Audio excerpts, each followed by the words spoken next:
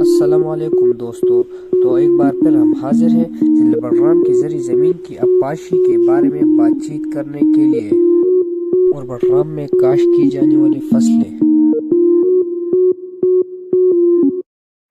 اگر ضلع بڑگام میں زرعی زمین ابپاشی کے بارے میں بات کریں تو ضلع بڑگام کا زیادہ تر رقبہ بارانی ہے، جن میں 5792 ایکڑ سیراب ہوتا ہے۔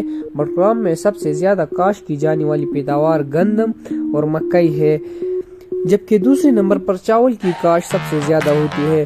بڑگام چاول کی پیداوار کے لیے بہت مشہور ہے اور اس میں اپنا نام و پہچان رکھتی ہے۔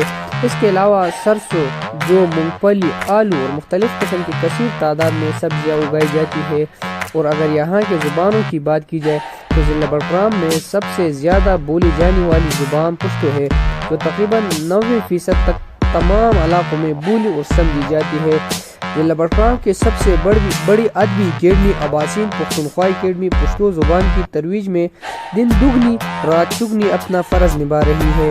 اس کے علاوہ دوسرے بولی جانے والی زبانوں میں گجری، ہنکو اور کوستانی، جو زیادہ تر پہاڑی علاقوں میں بولی جاتی ہے۔